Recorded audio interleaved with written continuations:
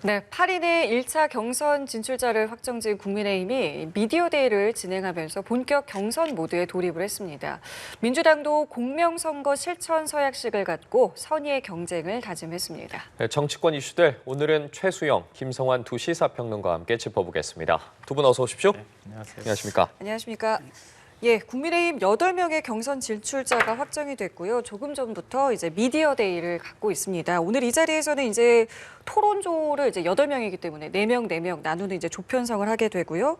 또 뭐 MBTI 방식으로 자기 소개를 한다거나 뭐 밸런스 게임 이런 좀 예능적인 요소를 좀 갖춰서 미디어데이를 한다고 하는데 글쎄요, 지금 어떤 것들을 조금 생각을 하고 이런 것들을 좀 준비를 했을까요? 그리고 이제 저는 이제 보면서 이제 굉장히 이렇게 좀 짧은 기간, 그다음에 예. 이제 과거 같으면 이제 지방 순회 이제 토론회도 갖게 되고, 그다음에 뭐 이른바 체육관에서 서로의 정견 발표하게 되는 그런 이제 쭉 많은 이제 그 좀 활주로가 길면 그런 이제 정상적 과정이 있는데 이번은 그렇지 못하잖아요. 그러다 보니까 짧게 하고, 그다음에 두 차례에 걸쳐 가지고 4인 컷, 2인 컷, 그다음에 4인에서는 만일 거기서 이제 과반이 나오면 이제 바로 거기서 이제 경선이 끝나니까, 그러다 보니까 무언가 유권자들의 귀와 눈을 잡을 수 있는 뭐 퍼포먼스를 좀 해야 되겠다고 생각한 것 같아요. 그래서 이 조 추첨도 이제 보니까 예, 주제를 하나 던져주고 각자 여기에 희망하는 사람들이 조를 편성하니까 잘못하면 이른바 강자들이 몰리는 이른바 죽음의 조도 편성될 수 있는 거고, 그런 측면에서 굉장히 좀 그 호기심, 그다음에 관심, 그리고 이제 또 하나 흥미를 유발하는 그런 요인들 하기 위해서 일종의 뭐 밸런스 게임도 하고, 그다음에 뭐 MBTI 방식으로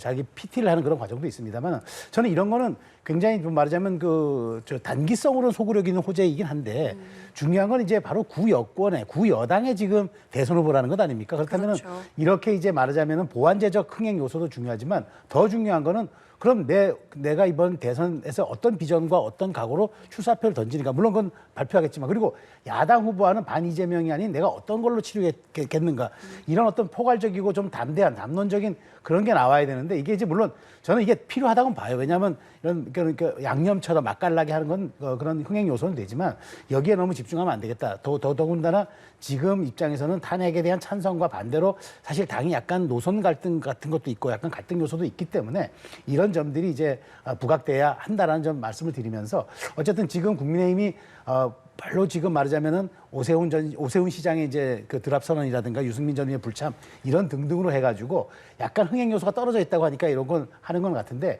보다 중요한 건 이제 앞으로 어떤 가치와 비전으로 후보 간 토론회에서 이번 대선 구도에 대한 프레이밍이 나오고 예. 그다음에 비전이 나오는가, 이걸 주목해야 한다고 봅니다. 그 과정을 거쳐서 이제 결국에는 4명으로 추려지게 되는 거잖아요. 지금 저희가 화면으로 8명 보여드렸고 이제 4명이 되는 것인데, 이 4명에 대한 다양한 전망들 좀 있던데요. 개인적으로 좀 어떻게 생각하고 계세요? 일단 대부분 많은 분들이 이제 추정하고 있는 것처럼 한 4명 정도는 대충 추려지지 않았나 싶어요. 그러니까 각자 이번 경선을 통해 가지고 진짜 국민의힘 대선 후보가 된다라고 생각하고 이번 경선에 뛰어들었다기보다는 각자 생각이 좀 다른 거 아닌가 싶은 생각이 듭니다. 그러니까 지금 뭐 일반적인 관측도 마찬가지고 여론사를 통해서도 확인된 것도 마찬가지인데, 크게 보면 김문수 후보가 일단 당내 지지세가 제일 강한 것 같고요. 그 다음에 홍준표, 그리고 한동훈, 그 다음에 이제 4위가 누가 될 것이냐, 이게 제일 큰 관심사가 아닐까 싶습니다.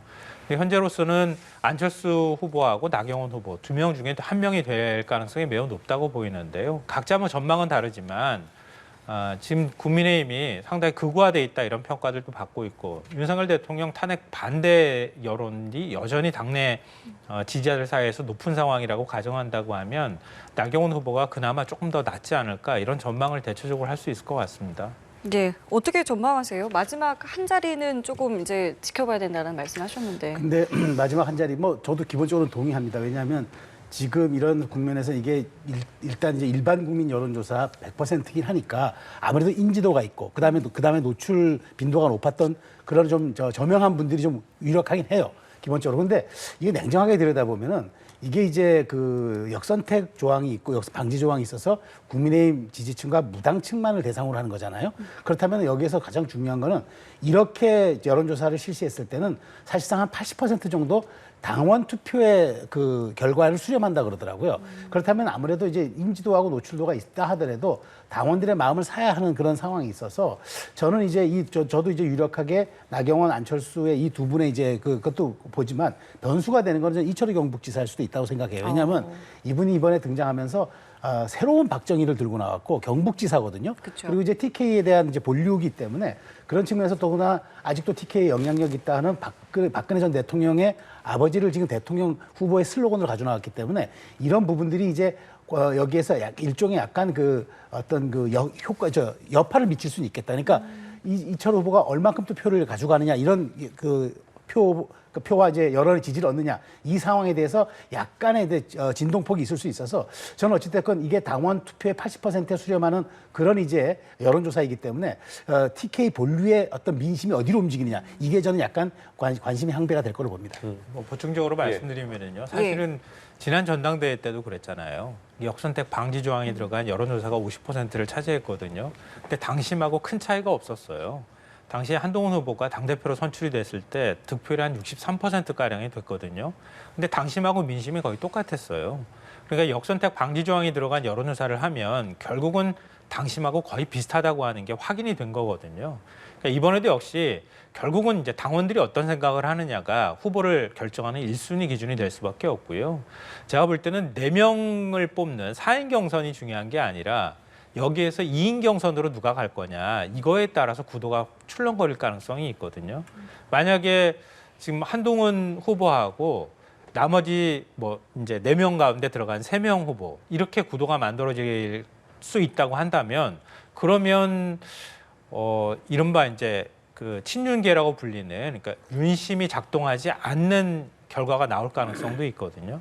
그리고 난 다음에 지금 한독수 권한대행과 마지막 최종적인 후보 단일화 이런 과정으로 가게 된다고 하면은 만약에 이 시나리오를 쓰는 사람이 누군가가 있다고 하면 그 시나리오를 쓰는 사람의 어떤 생각은 제가 볼 때는 여전히 윤석열 대통령이 허용할 수 있는 후보인가 아닌가가 결정적인 기준이라고 하는 거 안에서 이 계획을 짜고 있다고 저는 생각합니다. 한마디로 말씀드리면 시나리오 짜는 사람 없는 것 같아요. 왜냐하면 그렇게 된다. 이 시나리오가 짠다고 짜는 게 아니고 그렇게 정교하게 짜질 수 있는 것도 아니고 여론의 흐름이라는 건 제가 보기에 정말 시류에 따라 시시각각 변하기 때문에 하여튼 지금 국민의힘이 저렇게 김상평 평론가에서 지적해 주시는 것처럼 그런 요인까지 감안한다 그러면 조금 더 흥미롭게 진행되지 않을까 그런 생각이 듭니다.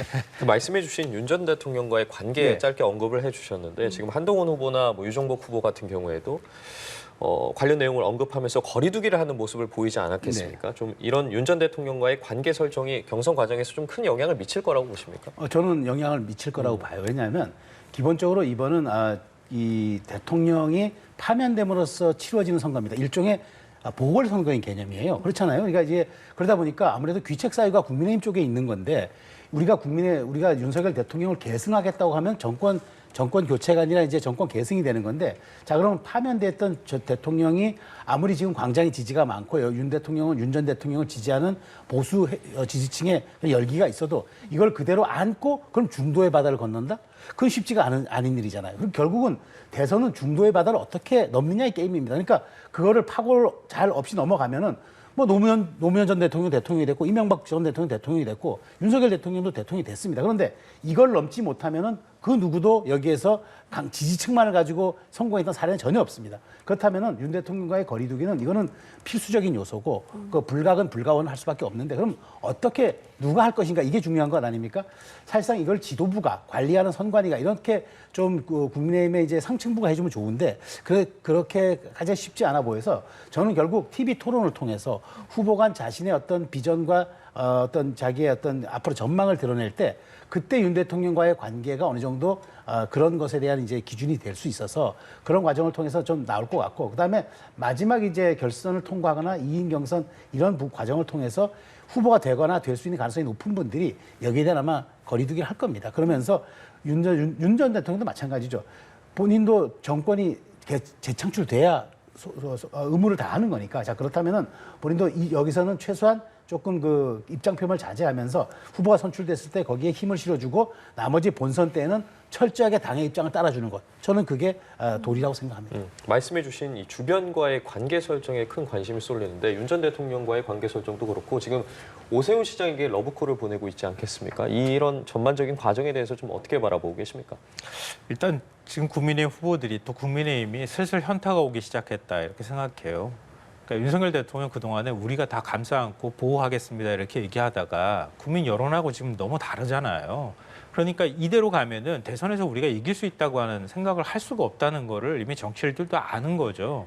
그러니까 사실 이미 손절했어야 할 대상인데도 불구하고 손절을 못 하고 있다가 선거를 통해 가지고 자연스럽게 후보를 통해서 지금 손절하고 있는 뭐 이런 모습들이 일부 나타나고 있단 말이에요.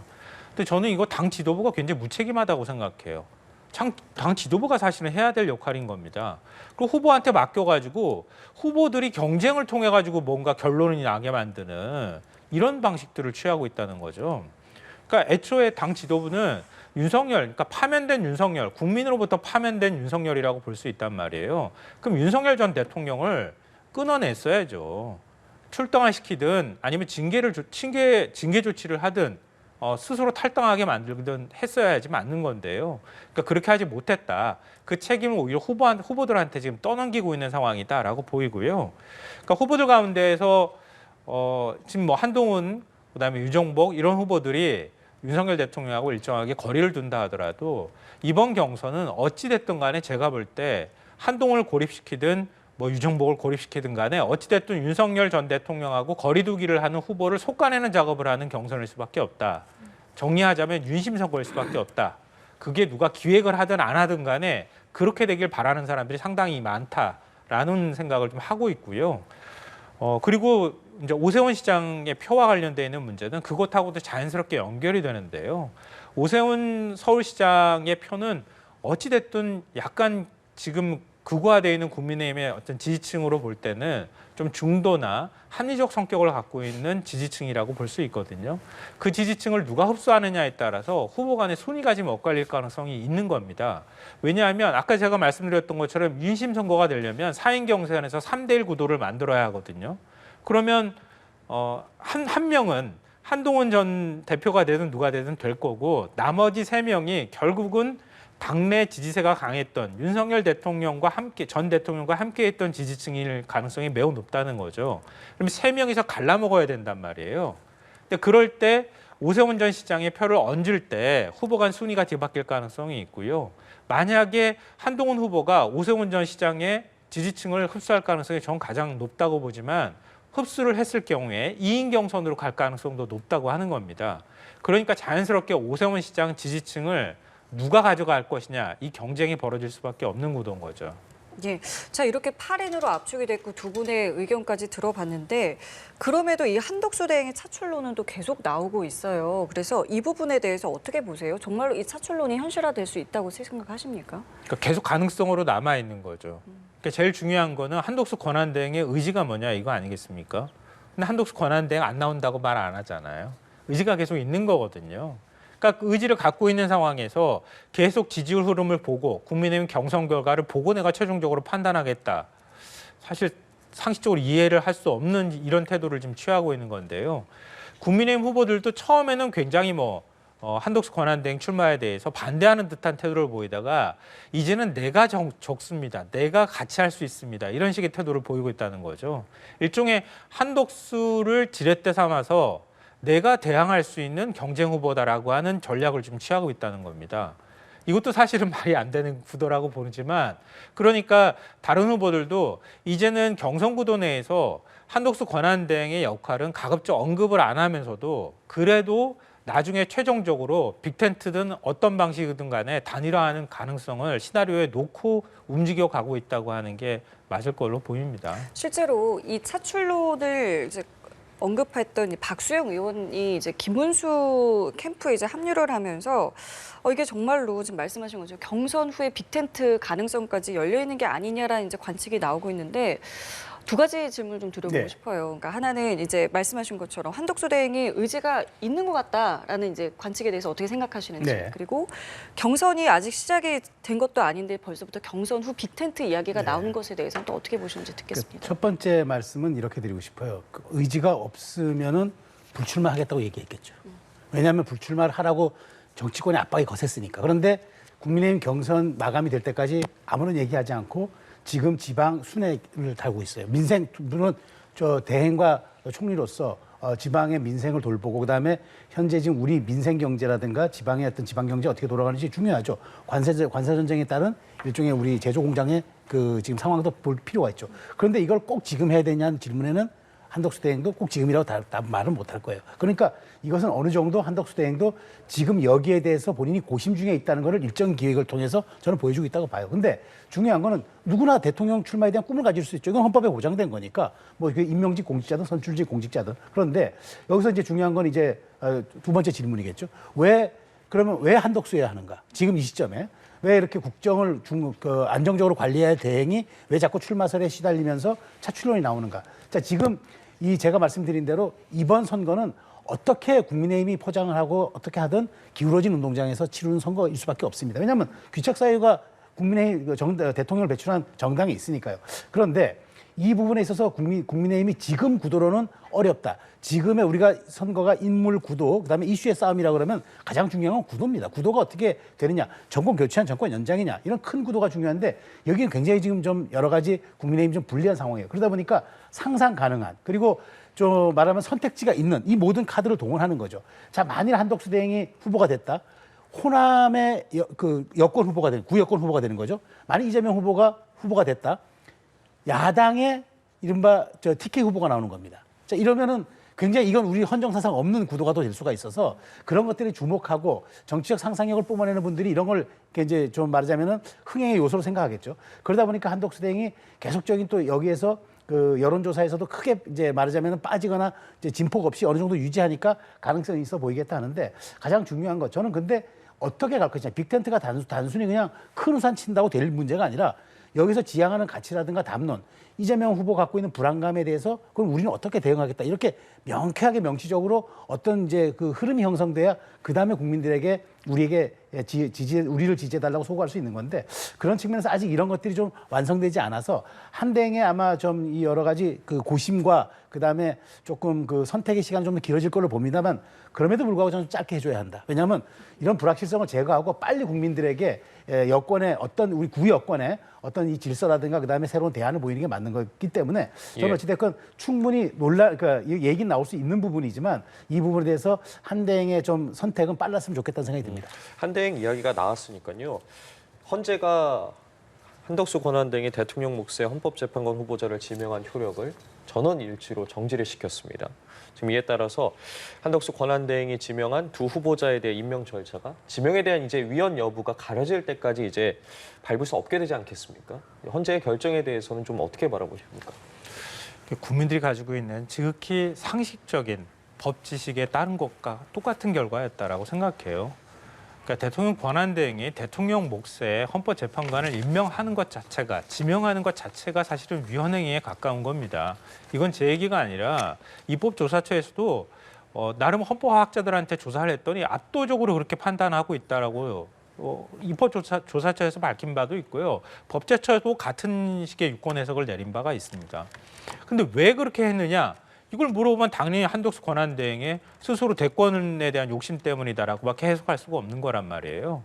그러니까 헌법재판소가 그런 정치적 부분까지 판단한 것은 아닐지라도 그러니까 대통령 권한대행이 적극적 권한 행사에 해당하는 헌법재판관을 임명을 하는데 중요한 것은 헌법재판관은 헌법재판관의 그 소장을 제외하고 나머지 재판관은 대통령이 국회에서 인사청문 보고서를 채택하지 않아도 임명을 강행할 수 있다는 거예요. 대통령 몫의 경우에는. 그러니까 만약에 지금 지명을 하면 인사청문 경과 기간이 한 달 정도 되는데 그 기간을 지나면 한덕수 권한대행이 그냥 임명해도 되는 겁니다. 헌법재판소장은 나중에 지명한다 하더라도. 그러면 헌법재판관에 대한 지명 절차가 이미 시작이 된 거예요. 임명 절차가 시작이 된 거거든요. 근데 더 황당한 거는 한덕수 권한대행이 분명히 4월 8일 날 자기 스스로가 자기 입으로 지명했습니다라고 얘기해놓고 헌법재판소에 의견을 낼 때는 아니 지명한 게 아니라 발표를 했을 뿐입니다. 이렇게 구차한 변명 같은 태도를 보였다는 거예요. 이걸 헌법재판관들이 어떻게 받아들였겠습니까? 헌법재판관을 한 번 임명하고 나면 임명을 취소할 수도 없단 말이에요. 임기가 6년입니다. 그럼 차기 대통령이 행사할 수 있는 권한 대행이 먼저 가져가서 행사했다고밖에 볼 수가 없다는 거죠. 그런 면에서 헌법재판관들의 의견이 갈릴 수도 있었던 상황이었는데 5명 이상만 동의하면 효력 정지가 가능한 상황이었단 말이에요. 헌법재판관 9명 전원이 이 법원에 대해서 효력 정지할 필요가 있다라고 판단한 건 지극히 국민들이 가지고 있는 법상식에 부합하는 결정이다라고 봅니다. 질문 드린 부분과 관련해서요. 네. 앞서 민주당에선 계속해서 한덕수 대행에 대해서 그 권한에 대한 부분을 네. 언급하면서 압박하지 않았겠습니까? 관련해서 뭐 재탄핵 이야기도 나왔었고요. 지금 이 국민의힘 경선 과정과 한덕수 대행의 차출론과 더불어서 이러한 민주당이 향후 어떤 움직임을 보일지 그리고 또 어떤 영향을 미칠지도 궁금하거든요. 네, 지금 전 이 부분에 대해서 잠깐 말씀드리면 어쨌든 좀 아쉽다는 생각은 들어요. 왜냐하면 헌법재판소, 그러니까 우리 헌법에 대통령 권한 대행이 어디까지 해서는 안 된다, 어디까지 해서는 된다라는 명시적 규정이 없는 상황에서 국가를 지금 보유하고 있는 대통령의 권한 대행이 헌법기관의 헌법 구성원들이 임명이 만료되니까 자기가 그 권한을 행사를 했는데 여기에 대해서 어쨌든 헌법재판관이 전원이 여기에 대해서 이제 말하자면 가처분에 대한 인용을 한 것은 좀 아쉬운 측면이 있다라는 말씀 먼저 드리고요. 예. 근데 이제 이게 한덕수 대행에게 어떤 영향을 끼칠 것인가?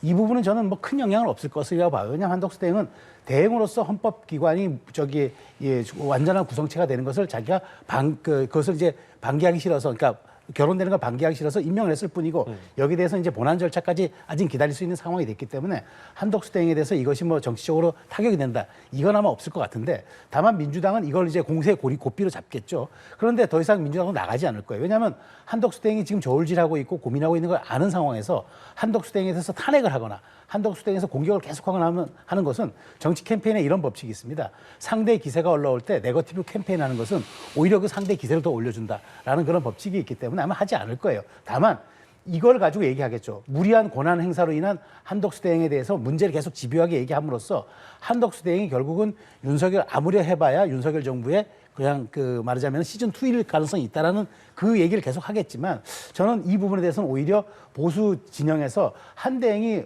합법적 권한 행사를 했고 이것으로 인해서 헌법 가치를 지키려고 했다라는 그런 노력의 일환이었다고 받아들여질 경우에는 오히려 이게 민주당에서도 큰 공세 포인트가 안 되기 때문에 민주당은 아마 엄포용을 내겠지만 내부적으로 뭐 한대에 대해서 어떻게 하겠다는 얘기는 구체적으로 하지 않을 걸로 저는 생각이 됩니다. 뭐 알겠습니다. 탄핵에 들어가지는 않겠지만, 그러니까 이거는 카드로 쥐고 있을 가능성은 높은데요. 다만 이 부분은 좀 지적 안 할 수가 없는데요.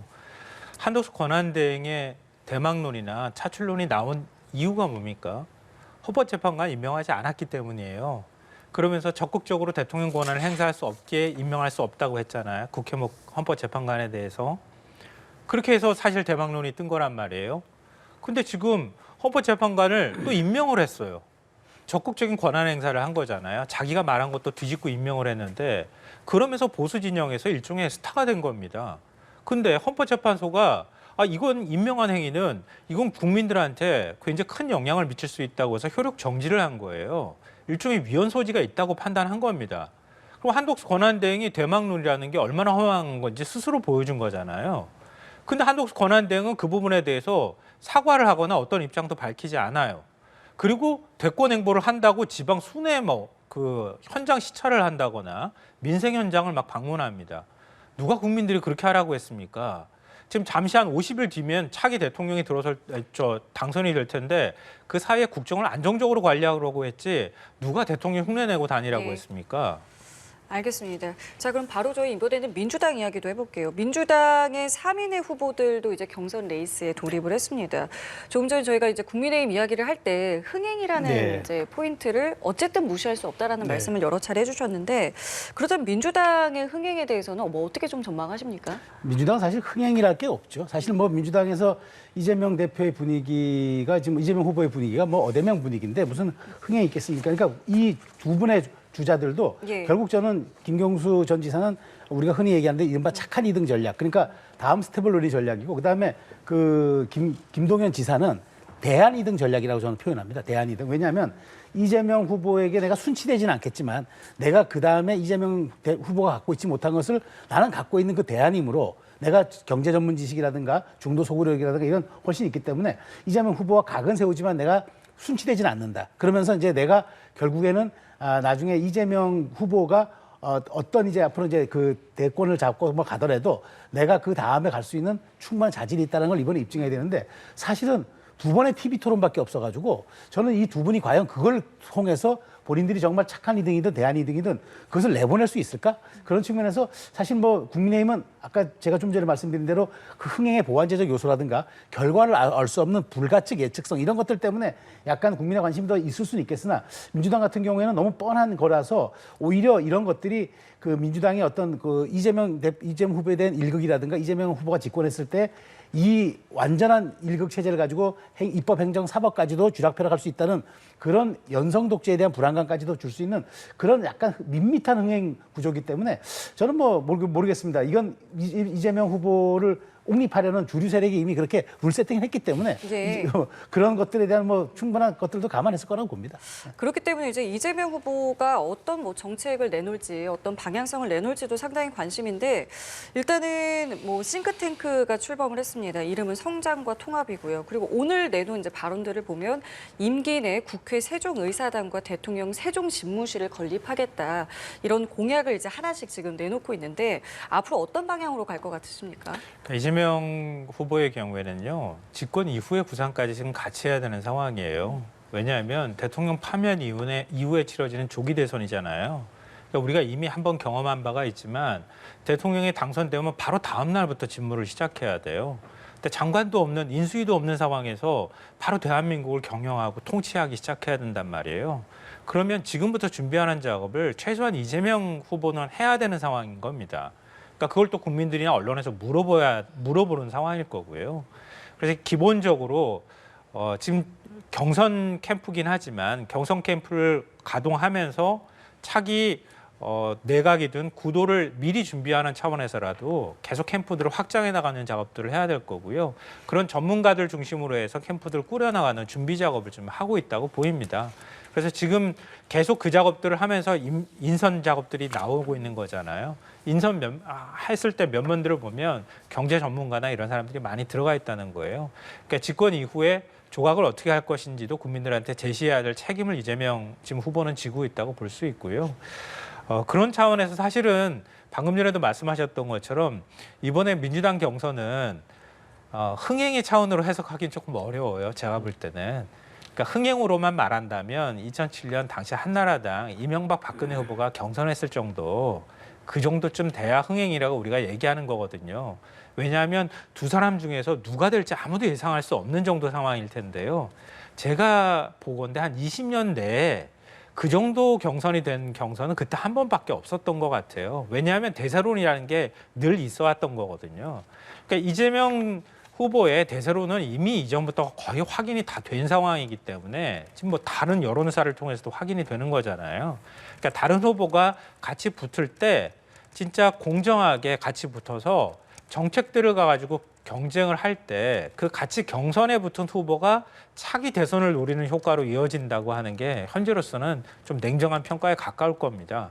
근데 국민의힘 경선을 우리가 막 평가한다고 하면은 경선 안에서 누가 될까라고 하는 흥미는 유발할 수 있지만 근본적으로 국민의힘이 가지고 있는 책임론이라는 게 있는 거잖아요. 그걸 뛰어넘을 만한 후보가 누가 나올 수 있을까? 불가능하니까 한독수 차출론이 나오는 거 아니겠습니까? 그러니까 본질적으로 경선의 흥행 요소나 아니면은 거기에 대해서 어떤 변수나 이런 것들을 비교하는 건 국민의힘하고 민주당은 비교 대상이 안 된다라고 봅니다. 그렇다면 이런 상황에서 김경수 후보랑 김동연 후보가 지금 사용하고 있는 전략에 대해서는 어떻게 바라보시는지도 궁금하고 정책적으로 흥행을 떠나서 좀 차별성을 둘 수 있을 거라고 보십니까? 저는 지금이 아니라 지금 당장이나 현실에 관한 문제가 아니라 미래에 관한 문제로 뛰어들었다고 봐요. 그러니까 만약에 민주당이 집권한다고 하면 이전 국민의힘이 집권했을 때하고는 달라야 되는 거란 말이에요. 그러면 민주당에서 대통령이 나와요. 그럼 대통령이 또 당을 주물럭주물럭 하면서 윤석열 대통령처럼 당대표 막 바꿔버리고 90% 폴더 인사시키고 그래야 될 겁니까? 아니란 말이에요. 그러면 이번 대선 경선을 통해서 같이 경쟁했던 주자들이 당권을 잡을 가능성도 높고요. 당 안에서의 또 다른 중심이 되어야 하는 거죠. 그게 이제 미래 권력이란 말이에요. 그 권력이 적당하게 균형을 이루면서 대화하고 소통하는 과정들이 필요하다. 그걸 미리 연습하는 과정으로서의 경선의 성격이 오히려 민주당은 강하다고 생각합니다. 알겠습니다. 오늘 두 분 말씀은 여기까지 함께하겠습니다. 지금까지 최수영 시사평론가, 김성환 시사평론가와 함께했습니다. 두 분 감사합니다. 고맙습니다.